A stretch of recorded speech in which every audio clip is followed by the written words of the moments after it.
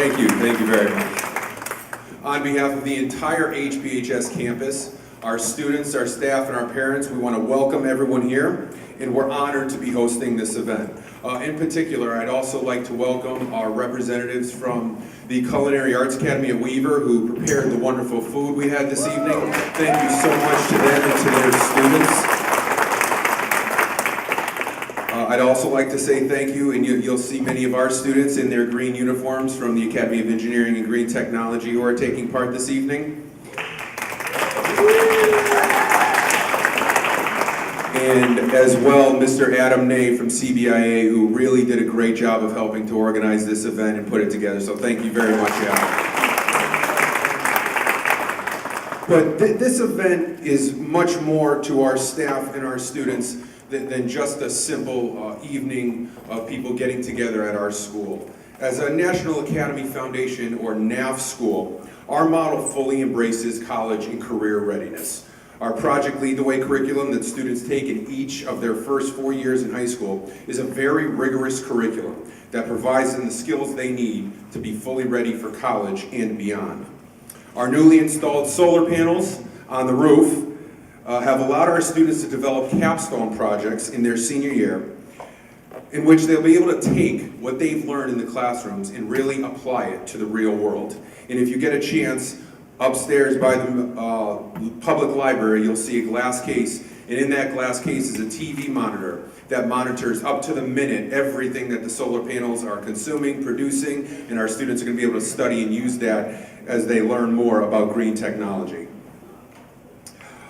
In addition, several of our students, after their junior year, take part in internships around the community and in local businesses, taking part in their work-based learning experiences to get more involved in engineering and green technology. Our green team has developed recycling, composting, and community cleanup programs.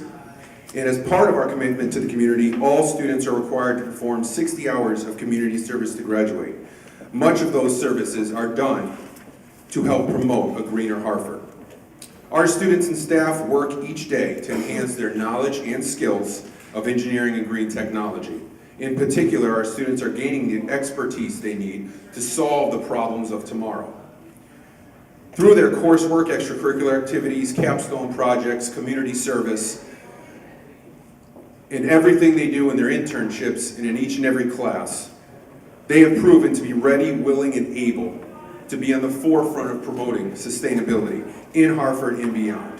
For our school, this summit represents a clear connection and alignment to what our students are learning in the classroom and where we need to get to. Our new district logo tagline says, Hartford Public Schools, where the future is present. This event here tonight brings that saying to life for our school and our kids. And I want to thank everyone for taking part here tonight, everyone who helped to organize it, and especially before we even got kicked off and got going with any of the planning or any of the process. I really want to thank Councilman McDonald, who is there tonight. I want to thank him very much because he took the initiative and discussed with our superintendent and got in touch with me, and we could not be more happy to have our students here to witness this, to have you here to witness this, and the most important part for us is to really get everyone together who wants to move this sustainability program, this project, this idea forward, not only in Hartford and beyond. And for my students and our school to take part in that, to be a part of that, is really bringing the learning to life. So thank you all for being here. I hope everyone has a productive and focused evening. And if there's anything we can do to make this event better, you just let us know. But thank you all for being here. I appreciate it. So as Mike mentioned, the students with the green shirts are here both to help you find your way around and also to participate in our conversations. At this point, I would like to introduce Dr. Mark Mitchell.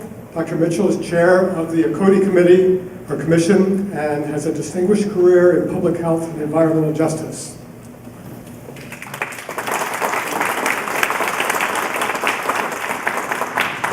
So thank you, Bill, and thank you, Principal Maziarz, for allowing us to be here. And I wanted to bring you greetings from CODI, the Hartford Advisory Commission on the Environment. The commission is an official commission of the City of Hartford. Its members are recommended by the mayor and appointed by the City Council, I guess appointed by the mayor and reconfirmed by the City Council. And we have 7 members right now, in addition to myself and Bill Uphold, who you've met before, who's the co-chair of ACODI. We have June O'Neill, who's the secretary. We have Marisol Montserrat, Charles Nabilski. We have Edgar Fabian Salazar, and then our newest member is Joanne Bauer. So those are the members of ACODI. Could we have a round of applause for those members?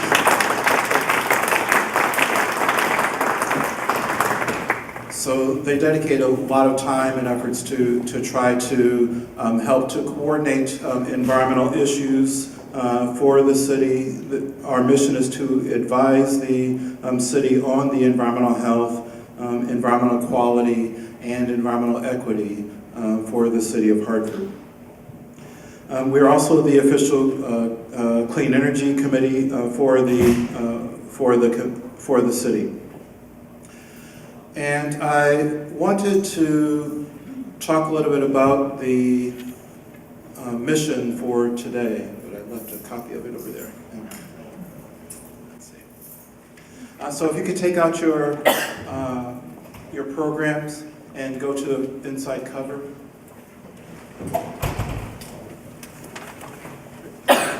And there you'll see that our mission today is to increase collaborative involvement and action among private and nonprofit organizations, as well as committed individuals. And we want to increase the collaboration in the projects that help to transform the city of Hartford into a sustainable community. So that's our overall mission for tonight. So what we're going to be doing is we're going to be looking for common ground. As you know, when you registered, there are 10 different subject areas, but we're going to be looking for common ground among people who are already working in those areas, and we're also going to be looking for gaps in those areas that still need to be filled in the city of Hartford. We want to reduce any kind of duplication. We want to encourage organizations and individuals to work together. We want to help them to increase communications, and we want to identify gaps and also where there's energy to work around new issues. And if there's energy to work around new issues, and that gap isn't normally aligned with a current organization, a current nonprofit or business that's active in the city of Hartford, then ACODI would be willing to be the home for new initiatives, new environmental initiatives that don't otherwise have a home. And we, in addition to our members, we do have subcommittees, like the committee that's putting on this event. And we would be willing to sponsor other new initiatives, environmental initiatives. So we wanted to find experts, and we want to make recommendations. We're at the end of this session, there will be a report, and we'd like to report on where, what are the wonderful things that are happening. I don't know that anybody actually has a list of all of the environmental things that are happening in the city of Hartford, and also to come up with recommendations on where we should go as a community. And then afterwards, we hope that the leaders who come, people who agree to take up convening authority here, will meet again with ACODI in a week or so, and then we'll figure out how to move forward from there. So that's a little bit of what we're moving forward with and how we see the night going on. Okay, so thank you all for coming, and I think we're going to have a wonderful and productive day. Thank you, Mark.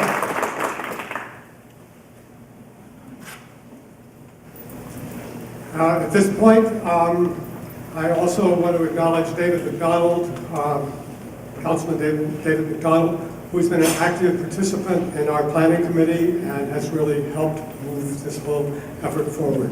Thank you, David.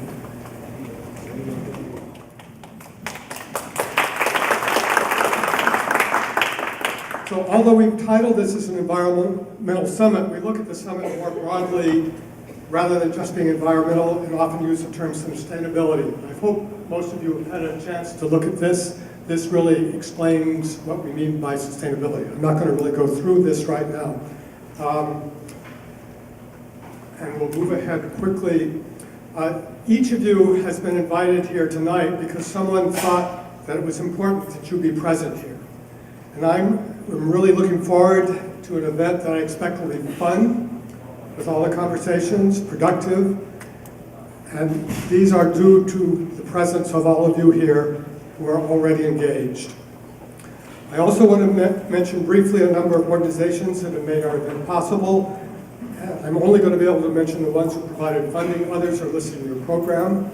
The City of Hartford has provided funds to ACODI, the Hartford Department of Public Works, the Clean Energy Finance and Investment Authority, the Connecticut Energy Efficiency Fund and Energize Connecticut, and the Connecticut Resources Recovery Authority and Trash Museum. And I also would like to thank the Culinary Academy at Weaver High School, and the food that you've eaten tonight is food that they've obtained locally and food that's sustainably grown.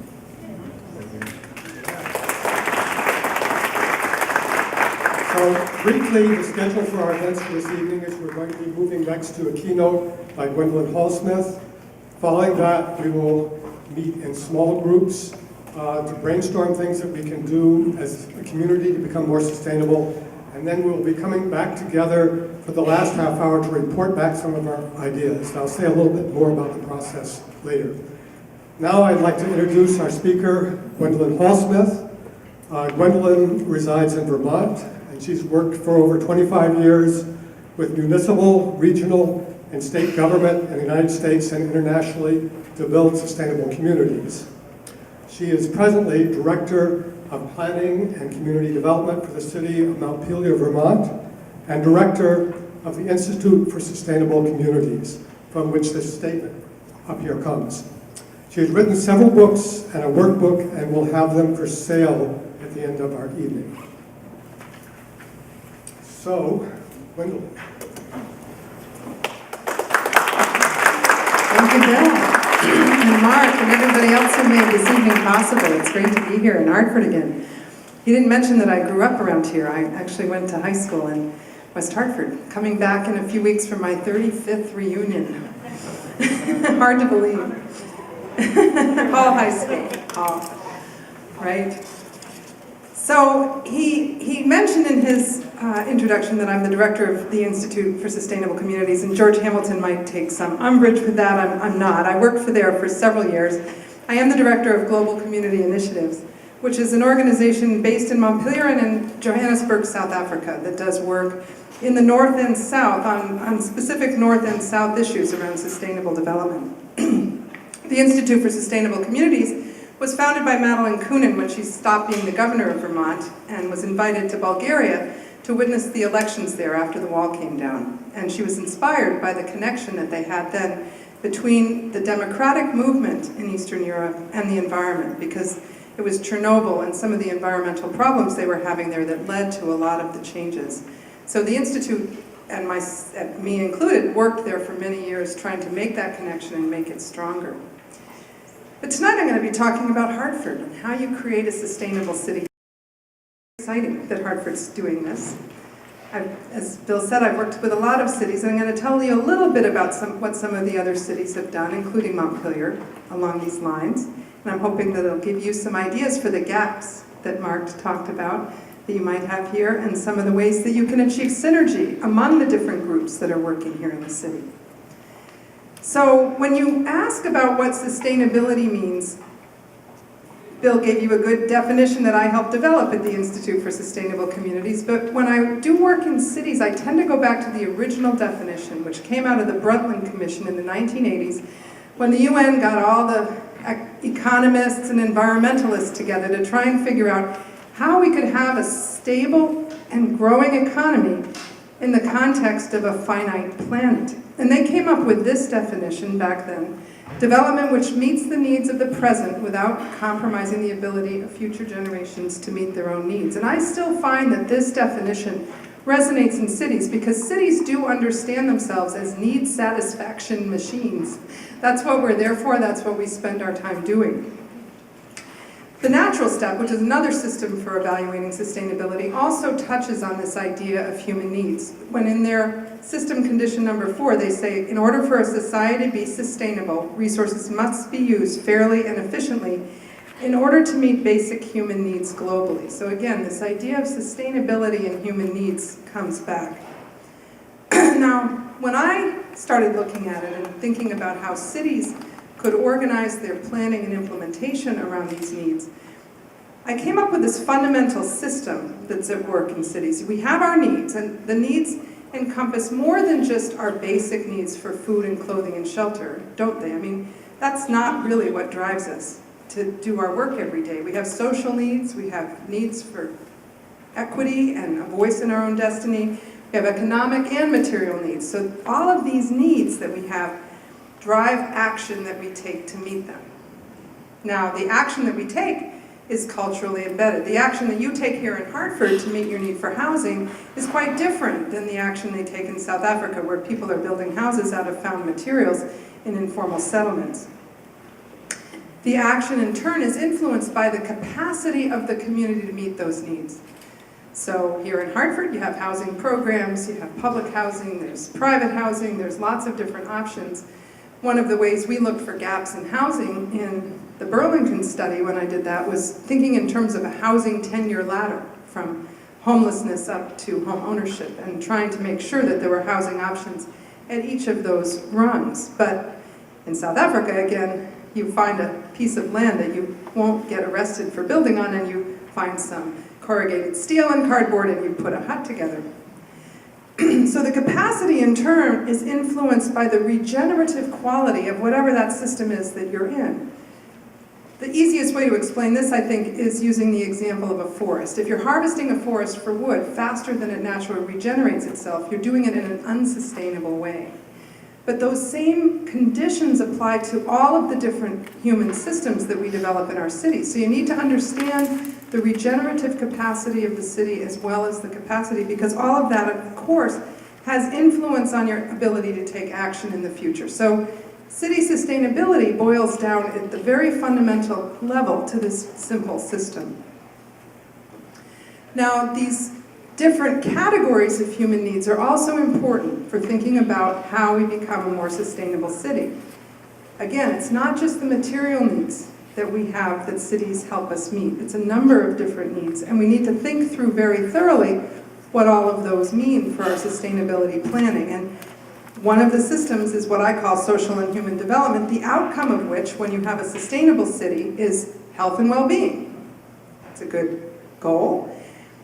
The health and well-being we have in turn is driven by the needs that we have for a sense of community, a spiritual life, a lifelong education system, cultural activities, recreation, safe neighborhoods, caring families and relationships. All of these really encompass the caring capacity of a community. How do we care for each other? How do we care for future generations? How do we care for our elderly, our children, etc.? And that's a very important human system. If this system is broken, the rest of them you can forget about, really, because this drives a lot of the decisions and the values that we have. Now, I looked up what you've been doing here in Hartford in this Summer of Solutions, I think. Did you have this last year or this year? That was taken this August. This August, yeah. Great shot. I loved it. You know, where all the young people got together and started thinking about ways in which that looks to me like it's building social capital, it's building a sense of well-being, and it's working to integrate young people into the decision-making in the community.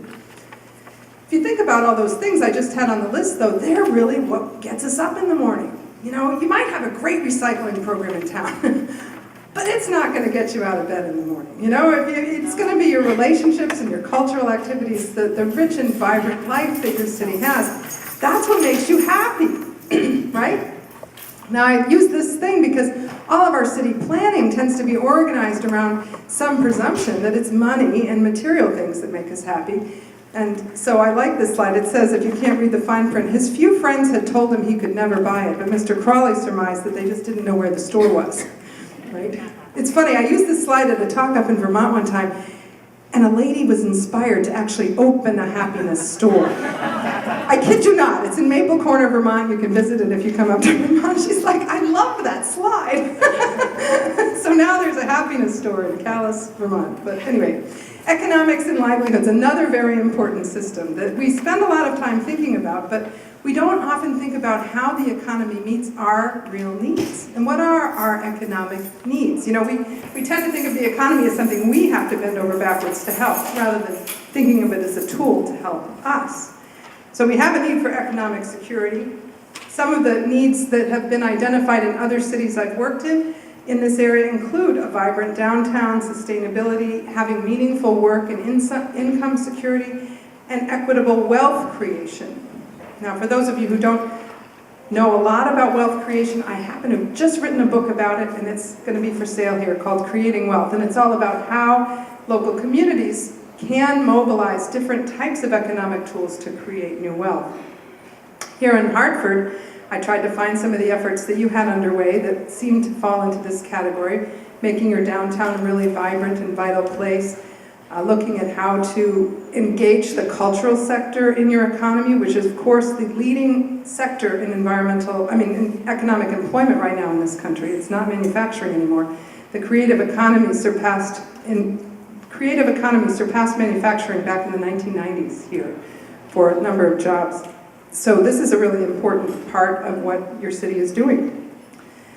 I also found this interesting project, thanks to Bill, the Billings Forge project, which seems to integrate a lot of different community solutions into a site for housing and training and education. So that's another important economic idea, that you can bring forward a lot of these human needs through different sites and different types of projects like this. Now, infrastructure in the built environment is what us city planners tend to spend most of our time on, and it's important. That's where we meet our material needs. That's where the housing and transportation and communication systems are. That's where we produce goods and services that meet our material needs, and this is an important sector. But what I'm trying to say is it isn't everything, and that you need to really understand the social and other systems in order to get this system right. Here in Hartford, there's a number of different projects you have underway. This intermodal triangle, the CT Fast Track, Bike Walk Connecticut, I found that all seem to be moving some of your infrastructure decisions and some of your transportation decisions in a sustainable direction. Very good. And of course, the natural environment is another system in our cities that meets a number of our important needs. Needs like clean air, productive soil, water, food, waste assimilation. We can live, actually, without a lot of that other stuff for a long time. But you can't live for more than a few minutes without air. You can't live for more than a few days to a week without water. And without food, you've got maybe a month. So these are our life support systems, and they have had short shrift. Now, I found this information about the Hartford food system, which seems to be working really hard to both connect people with locally grown food and also looking at the justice element of it by looking at hunger and food justice issues, which is a critical piece of any city's planning process, and yet is relatively new for a lot of cities. I saw in the description of this that this effort has been underway for a long time, 20-some years, which is great. But in Montpelier, I've started the Central Vermont Food Systems Council within the last 5 years, and it's a fairly new subject there. Our city council is still scratching their heads when issues come up with the Food Systems Council. Why are we doing that? I got that question even just last night. But it's really important. Now, one of the overlooked areas of sustainability planning, and I left this last partially because I found some interesting features of Hartford's plan, is governance. We do have real human needs that fall into the general area I call governance, and we don't tend to think of them that way. They're needs for things like equity and shared leadership, self-determination, conflict resolution, All of these are governance needs that we ignore at our own peril. I think our planning efforts need to look at how participatory they are, how much they engage people from all walks of life, how much the kinds of governance structures we put in place to manage the sustainability efforts reflect this level of equity and participation that is really needed for good governance. Here's what I found in Hartford, thanks to Bill, that you've done this one city, one plan, which looked like a very good city sustainability plan. And the scorecard suggests to me that there's an effort underway to even report on the progress of that plan, at least on a regular basis, which is another important dimension of sustainability governance, getting that accountability and reporting done so people know that you're actually making progress in the ways that you had promised to. I found the goals of the plan to be really admirable. To promote livable, sustainable neighborhoods, to protect the city's natural and built environment, enhance mobility through transportation, bike system, transit, all great. Advance the downtown's role as the region's center for commerce, culture, and city living, and promote and encourage the integration of sustainable practices. This is a good plan, great start.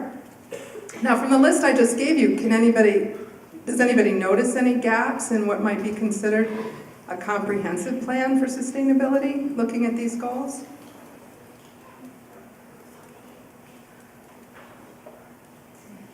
You have some cultural elements there, but there isn't a lot in the area of social development, which would be things like recreational activities and education, and the role of education and the role of that sort of thing in the city's life. So that would be an area I'd look some. And there isn't a lot really about governance. But yeah, Bill, did you have something? No?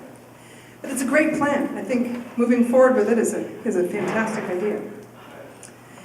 Now, all of this sustainability planning takes place in a context of a rapidly changing world. We're seeing waves of innovation now that are overtaking us in many ways, in faster ways than ever before.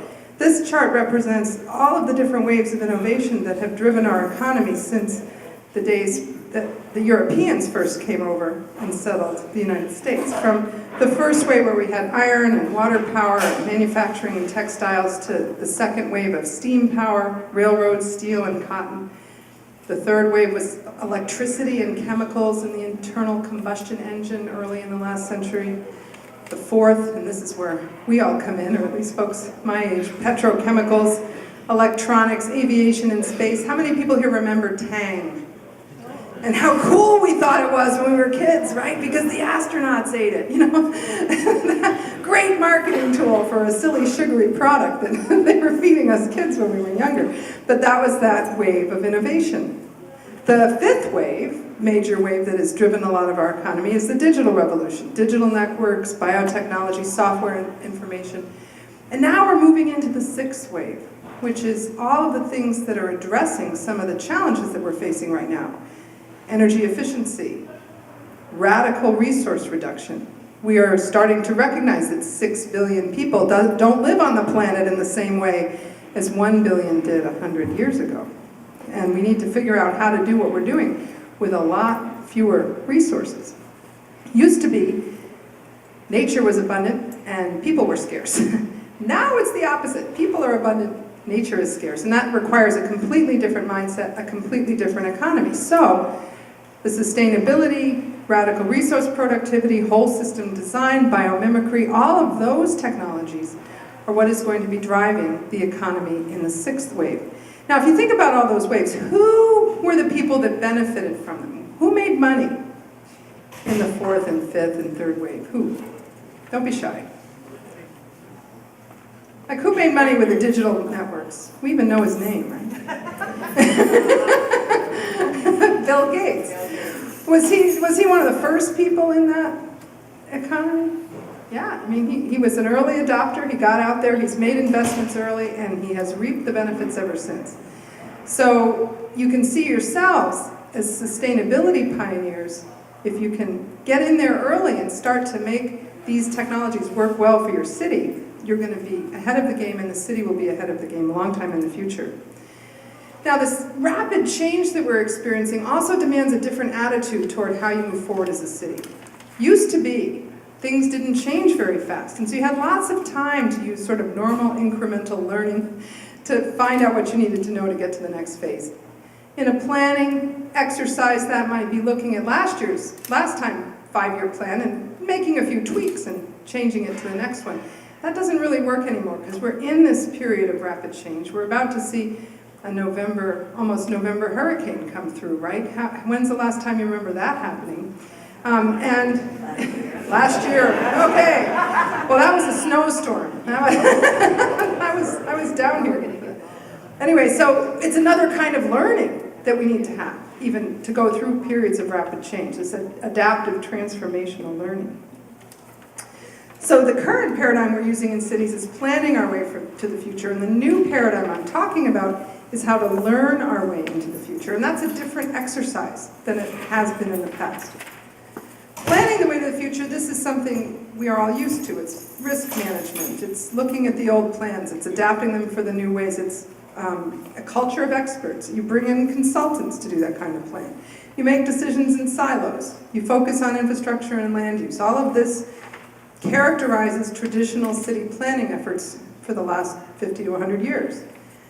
But learning our way into the future and creating city planning efforts that are adaptive and transformational, like we need in this time, is vision-driven. There's no quick fixes.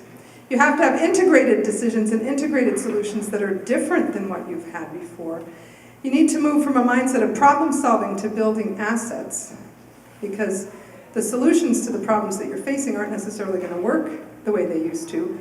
And all this needs to be imbued with a sense of respect and humility that really looks at everybody's contribution as a way forward, not just looking at experts. Because when you convene a large multi-stakeholder process to put one of these plans together, sometimes the best ideas come from the kids. And you've got to listen to them. In Burlington, I have a slide about that. In Burlington, the kids came up with some of the best ideas for that city plan. And if it had been the old style plan where you had these old, very credentialed experts doing it, the kids wouldn't have even been involved. It's also important, I think, to do some stakeholder training if you're moving forward with a multi-stakeholder process, because even though we all speak English, it's rare we all speak the same language when it comes to sustainability strategies. And doing things that involve integrated, groundbreaking learning processes are rife with conflict, because a lot of people have different opinions about the way to move forward. So you need training in conflict resolution, you need training in facilitation skills, and in leadership skills. This is a training that we did in the city of Newburgh, where we led a sustainability planning project there. The methodology is also important to learn, things like systems thinking, and how to deal with a community assets-based approach, how to innovate and how to make innovation catch on in communities is a hard thing to do, and how to engage the public in ways that is both productive and useful and respectful. So how do you get your community excited about something like this? I mean, master planning is something that tends to put people to sleep. And so in going into these communities where I've worked and trying to mobilize large numbers of people, I started thinking about, well, what is it that gets people motivated anyway, if it isn't going to be the traditional planning model? And I came up with this list of things that people will come out for anyway if you're holding these events. So if you structure your planning process with enough of these ingredients in it, you'll attract a group of people to the process that may not have been involved otherwise. And you may have thought a lot about this, but art is one. Here's the city of Burlington with a poster and essay contest we ran in the background. Here's one of the pretty posters the children did. Celebration is another. This is the bike project I was doing in South Africa. We had a big opening day and celebrated that. Typically, I encourage cities to do a big project kickoff somewhere where there's already an event being organized, so you're not trying to get an audience there yourself. So the project kickoff in Burlington was on Church Street. Here's the kickoff for Newburgh, New York. They were going to do Planet Newburgh. And in Calgary, Alberta, where we did the city's first 100-year plan, the mayor had a regular expo, so we did a big kickoff event there with a lot of kids. They did a lemonade stand with the mascot and held these Imagineer sessions all over the city to try and get people engaged in the process. They had roundtable gatherings for their stakeholders.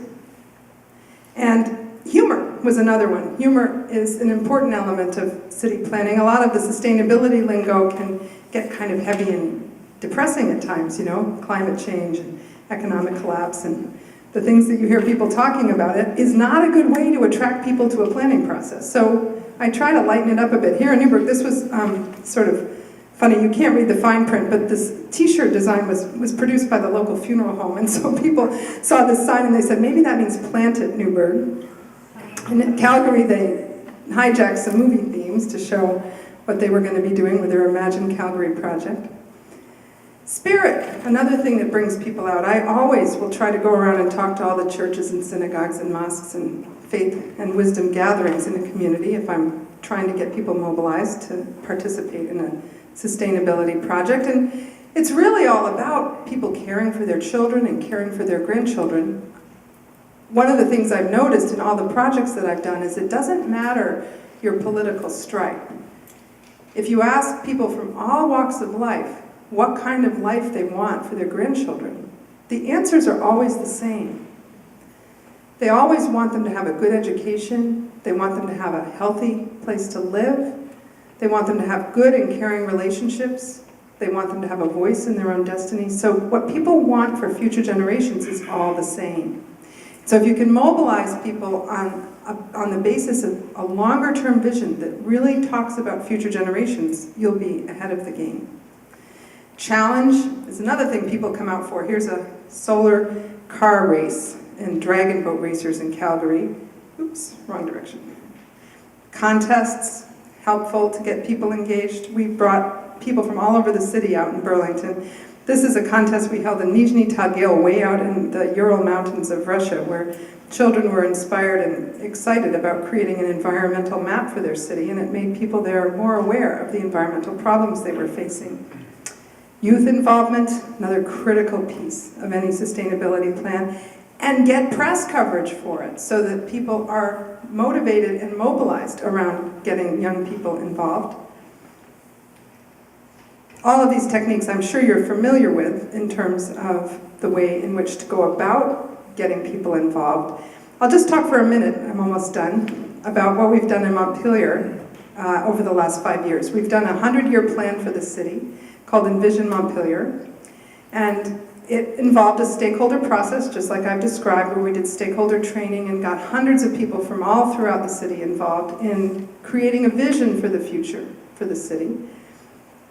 We did a lot of community outreach, everything from appearing at the farmers market to having special events. One of my favorite events is up here in the corner. For a few years, I turned City Hall into a time machine every first night. So if you went up in the elevator, you went back in time, and the Historical Commission put on an exhibit upstairs of what life was like 100 years ago. And if you went down the elevator, you went 100 years forward in time, and you were able to draw and write and create what you thought the city should be like in 100 years' time. And of course, publicity, publicity, publicity. All press is good press. If you really want the community involved, you need to be good at media relations, because that's how people learn about it. If planning happens in a vacuum, it's like if a tree falls in a forest, does anybody hear it? If planning happens and there isn't a lot of publicity about what you're doing, it doesn't have the same effect, because a lot of the things we're trying to achieve with these sustainability plans involve people actually changing their habits and changing their lives. It's not about top-down decisions anymore. It's about people saving energy in their homes. It's about people changing the way they buy food. It's about people changing the way they make their transportation decisions. For sustainability to occur, the government isn't going to do it for us. It's our decision. It's our mobilization that needs to make it happen. And by doing this, you actually get the results that you want. In Montpelier, those results have been things like a $22 million district energy plant that we're building next year that's going to serve the entire downtown with biomass energy. And we're going to be replacing fossil fuels in the downtown. We have a multimodal transit and visitor center that's underway, a bike summit and a festival that is going to make a bike-friendly capital. We have a time bank that we've set up as a complementary currency for alternative economic mechanisms, local food, a garden in every school, and community gardens. So thank you. This has been fun.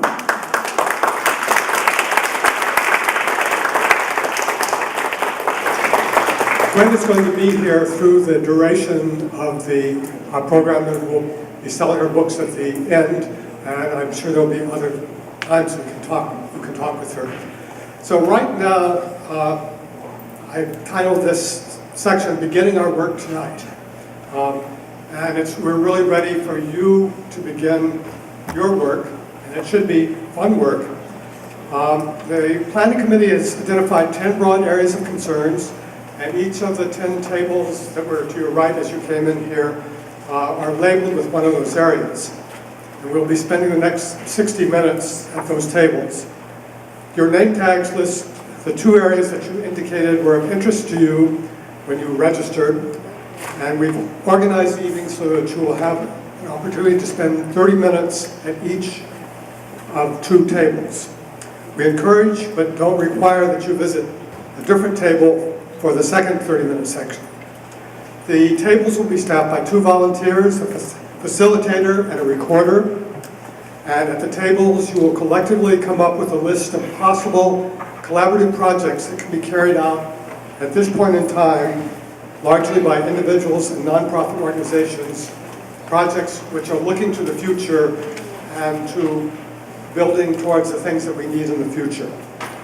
Some of the projects may overlap with another of the 10 topics, and you may wish to consult jointly with those at another table.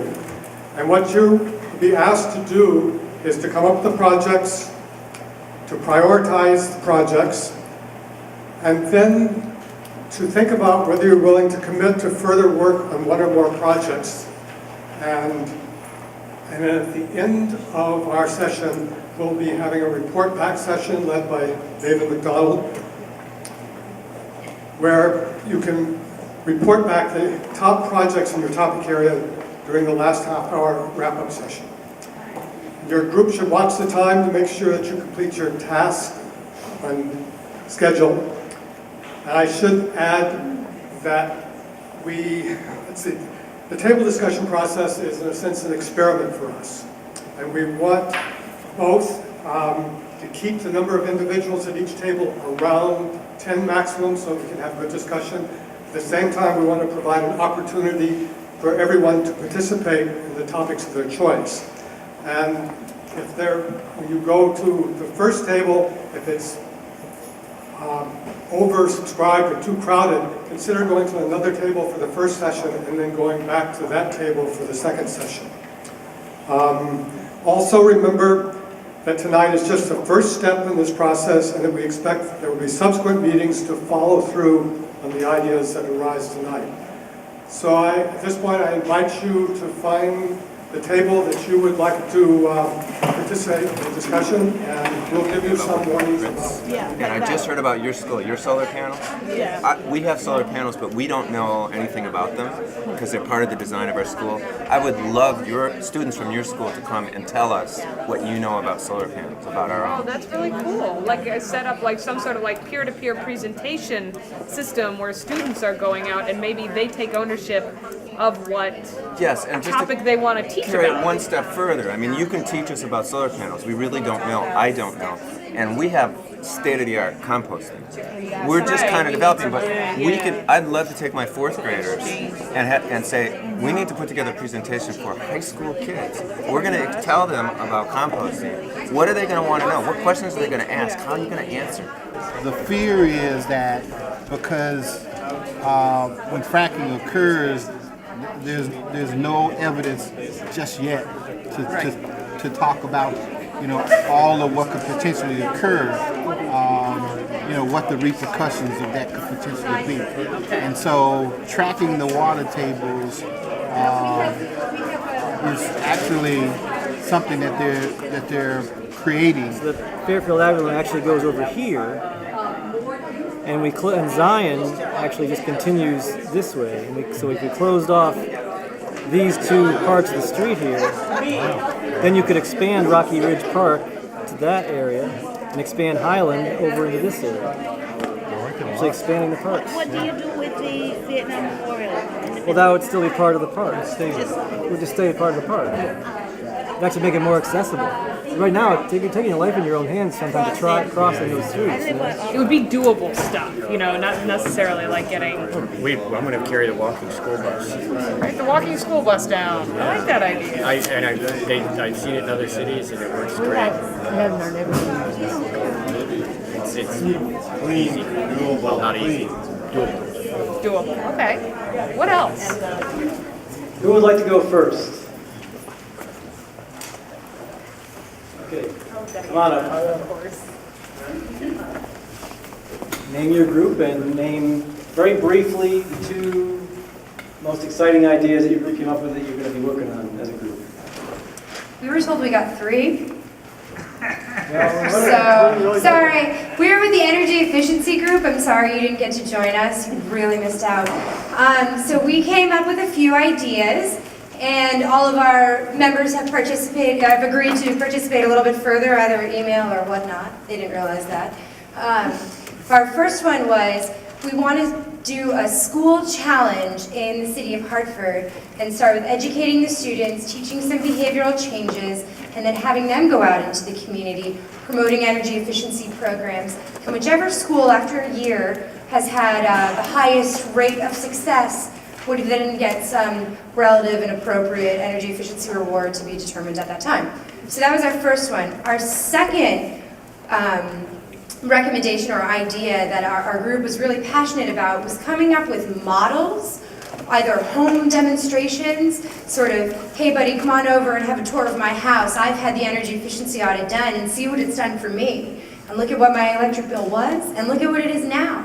And this is how much I'm saving. And on top of it, here's all the wonderful, great things that I'm contributing to our planet and our environment by using less energy. So taking this idea of having models to give people examples and let them sort of touch and feel what energy efficiency means, either in their home or their business or their school, and then to educate them and help them adopt those ideas and those practices. And we had a third one, I forgot it, it just told me to remember.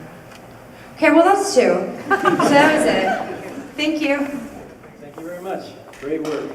Round of applause from the Energy Efficiency Group. Who would like to go next? I'll go. Just say your name and what group you're with. Hello, my name is Robert Schmidt and I was with the Renewable Group. I was also told that we would get 3. So a couple things that we came up with. One was a plan to increase awareness of renewable energy in the community through things such as business and home tours of places that have already started to incorporate renewable energy and reaching out to the local cable access network to see if we can increase awareness. The other big one that the group was really excited about was developing a plan for the city, developing something that we can look to move forward, and which actions are required and which are called for. And that included looking at the comprehensive energy strategy that was just released for the state and seeing how we can work with that and how we can incorporate different things to work together with the state's bigger mission to achieve a lot of renewable energy for Hartford. Thank you. Thanks. Let's see, I have to choose my hand or my paper. There we go. I think I can do both. Okay, I'm Pat Williams, and I am from the Water Group. And we ended up with about 9, and we've attempted to put some of them together so that we would be a little more comprehensive. So not in the order that they were chosen, but just the 3 that we chose as the priorities. One was protecting water quality by tracking water tables for contamination through the use of software programming. And the second one is an education program that shows through demonstration projects green infrastructure. Also under education is education on the way that sustainability is impacted by water conservation and a higher increase in the education in the primary grades on the importance of sustainability and water conservation. And the third activity was to create financial incentives for the use of green infrastructure for companies as well as individuals, and creative financing ways to finance those that don't have grants available.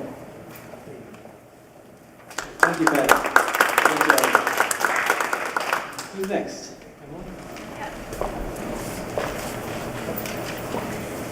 Our group is the Local Economy Group, and we had 5 great participants and 3 fabulous students, and they were great.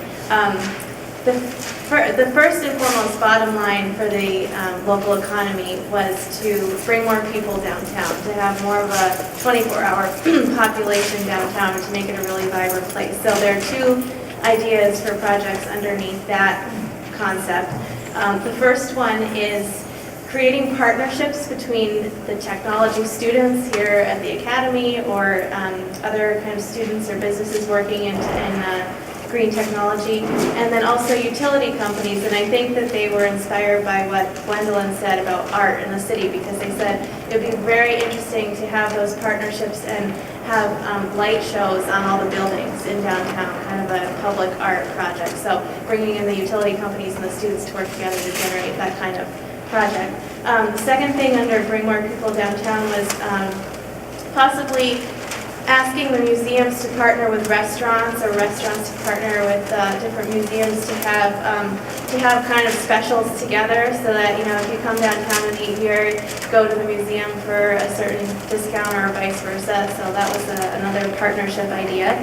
And then third was really more about farmers markets, and saying that wanting to take farmers markets to the next level and having partnerships between culinary institutes and restaurants in order to promote local food and to get more locally grown kind of restaurants in the city.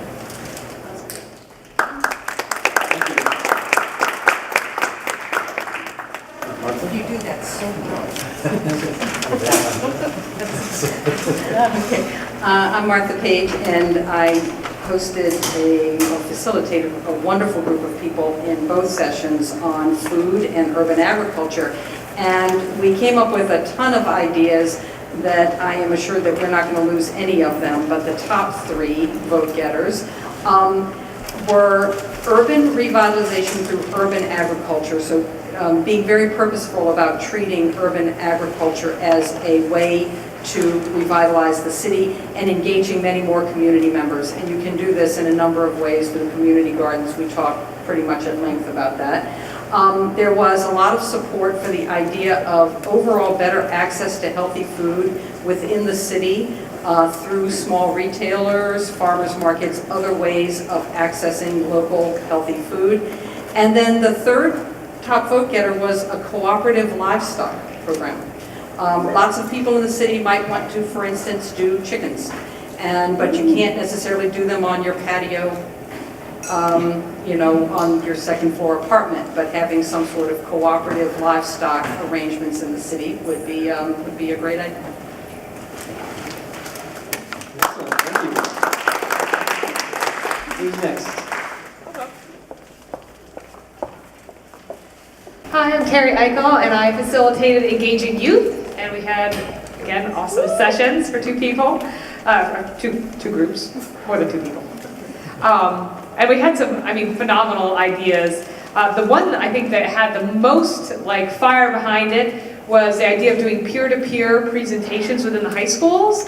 As one of our amazing high school students said, when I hear it from another high school student, I listen more. I take it more seriously, and I thought that was awesome. And so the idea was sort of that if one school had this phenomenal composting project, they would go to other schools and talk to them about that. And a second school had an amazing solar project, a solar system. They would go through that. So that was one idea that we had. Another was honestly giving the students leadership roles in the planning of these types of things, but also even on a COTI, either creating a youth steering committee or putting students as representatives on different commissions and committees within the city. That's certainly all the high school students that were at my sessions were totally awesome and capable of participating. So, and then because we also had a walking school bus idea. Apparently, if you live outside of a certain mile radius, you don't get bused, so the kids get driven in. And so the idea of sort of creating a walking school bus where they could all walk together and feel safe and promote sort of a lighter footprint on the earth type of thing would be a great way to go. And finally, I know I was on this before, but at a Cody Green Festival, the idea was that the high school students, they want to connect with each other, have fun while they're doing something constructive and doing stuff like contests and a green festival, that they could really get together and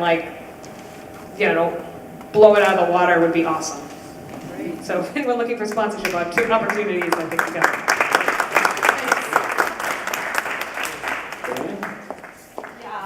I would like to go next because we had some overlapping ideas, of course. My name's Joanne Bauer. I'm a member of ACODI, and I was the recorder for the Resilient, Sustainable, and Environmentally Just Neighborhoods group. And in our second group, we talked a lot about youth leadership, which was just mentioned, and we talked about how important it is from this point forward to have youth who are really engaged and really involved and are really leading these efforts. And in the first group, we talked about a fun event, and the great news is that we have point people for all of these, so all of this conversation will go forward. We talked about a fun event that would help to educate and motivate neighborhoods towards greater sustainability, and my thinking was that if this is youth-led, it would be even more engaging and more fun.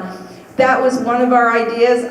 The second one that had a lot of leg effort was residential composting and greenhouses and micro livestock and the farmers markets, and just all of those efforts that are important together to have the local agriculture and the sustainability within our neighborhoods. And then the third one was a lot of interest in really truly walkable cities, bike-friendly cities. We know that there's some movement, of course, towards that in Hartford, but we also know if we're out there walking that we're tripping over missing bricks and holes in the sidewalks and places where there's no lighting, and we know what the problem is with biking to this point. So we're looking for a really, really walkable and bike-friendly city, and we have a point person there. And finally, a time bank, which also is going to be headed up by one from our group. Time bank and support for local businesses. We kind of see those two things as related.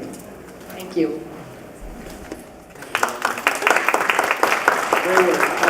One quick announcement before we go on to the next group. Don't forget to fill out your evaluation forms in your packet and hand them into Ara Alvarado in the back there before you leave, and that'll be great. Thank you. Hi, our group was Green Spaces, and our first group talked about the Park River Trail, and many of you are familiar with that. There's already a great Park River Trail system. The group wanted to enlarge that and actually enhance the one that we already have. So if you're familiar with the area on Brookfield and Flatbush, in that area, planting more trees there and actually making it more user-friendly. And then extending it to the Newfield Bridge and then beyond. That was the first group. Our second group talked about as you know, where the city has actually funded the planting of 1,000 trees in the city, and everyone wants to see that funding continue to plant more trees and involve as many young people as possible. We need the next generation of environmental stewards to learn the right way. Let's see, creating green jobs and also involve the community in every green infrastructure improvement that we have, because it creates civic pride.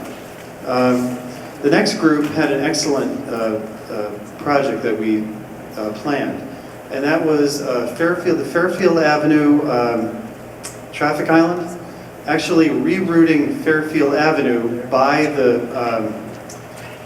firehouse that exists, and sort of taking the existing two traffic islands, and they would actually become part of Highland Park, part of Rocky Ridge and Highland Park. So And that would actually help to traffic calm as well, and planting more trees in that area, because trees also calms traffic. And we also talked about the wonderful things that are being done with community gardening and urban farming, and the group wanted to continue that. So, thank you.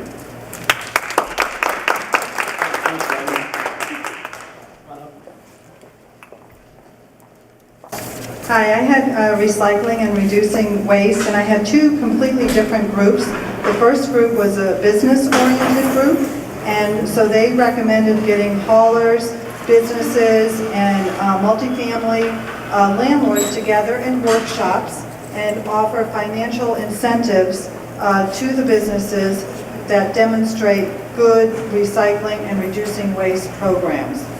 In addition to that, also for them to offer mentorships and to have also look at the pricing as well. So that was just fabulous as far as offering incentives. The second one was completely school-oriented, and in that one, the students recommended or suggested having students partner with other students that needed community service. All the students in high school have to have community service hours, and having those students participate by helping the other students with the recycling programs and offer incentives as well. And part of course, student incentives are having gift cards for food, movies, any kind of rewards such as that. And one of the big priorities of student motivation is to have social events that are also geared towards recycling programs, maybe festivals, and also having peer-to-peer programs, which I think was mentioned before, and mentorships. Just want to make sure.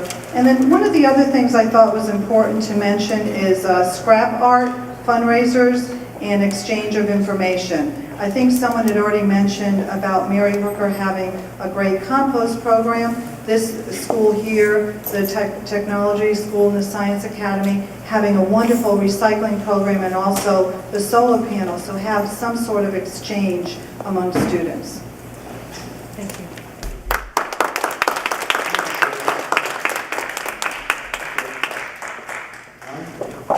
Tom Maziarz, reporting out on the transportation group. Let me just say a couple of comments in general first, because we were sort of all over the board with a lot of different ideas that were thrown out. Most of them all, though, eventually focused on either bike and pedestrian issues or on transit issues. And I think one of the interesting points that came up, and there were a lot of discussions on how to make the city better for pedestrians and for cyclists, everything from bike racks to bike share, to zip bikes, if you will, to improvements in sections of sidewalks that it was difficult to walk longer distances in the city.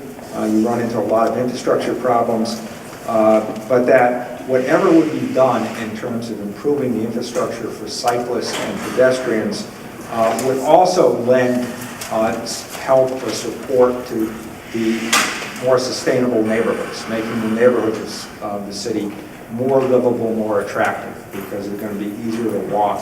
So those two things sort of go hand in hand. One specific thing that came out in terms of what could be done to encourage more walking was with the education system, the school system. Somebody mentioned an aspect of this already, the walking school bus concept.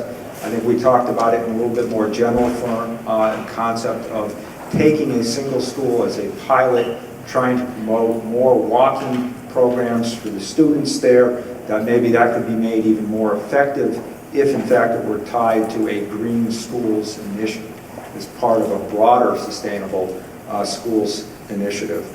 And then the last aspect in terms of transit, and that was to gain more support for transit. A lot of discussions of the need for more amenities for the transit system in Hartford, things like next bus arrival systems, for better bus shelters, and then maybe a lot of that needed to be supported with a broader effort to build public support for transit, discussion of working with other groups such as the League of Conservation Voters to build support for transit for the 21st century. Great work, everybody. Is that all the groups? Is everyone reported out? Well, there's so many groups, I lost track of how many groups we had there. But got a few different announcements to make. For all of the recorders and facilitators, make sure you leave your notes on your group's ideas with Aura in the back there, and she will be transcribing all this into a report. So we hope to get this out to you. I'm not sure how long it will take to turn it around, but we want to turn around a report back to you so you know all the different ideas that were discussed and all the different projects that are being started, so that if you see something you're interested in, you know where you can join up and meet up with those folks and get involved. And also, just a couple other announcements. Make sure you leave your name badges in the back there, because we can reuse and recycle those badges. And there's another event coming up, the Think Green, Make Green Urban Green Sustainability Forum, Bridging the Green Divide, on Saturday, November 3rd at CLNP on Sheldon Street in Hartford. And there's flyers in the back on this event if you're interested.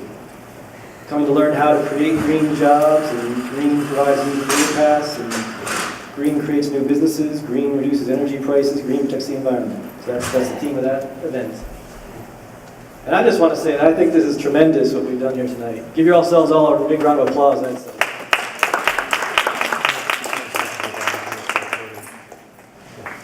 And Dr. Mitchell asked me to announce that they're also looking for volunteers for a CODE. And I want to thank a CODE, Dr. Mitchell, Bill, and all members of this planning committee for putting this together. It was a great effort, a lot of hard work, but we all pitched in, and it was a great event here. So I want to thank everyone for coming out tonight, and look forward to more information and more opportunities to get involved and helping Hartford become a sustainable city. And I want to also thank our keynote, Gwendolyn Hall-Smith, for her words of encouragement and inspiration. Thank you for coming down to Hartford. Hope to see you again soon. And hope everyone has a great evening. Thank you very much.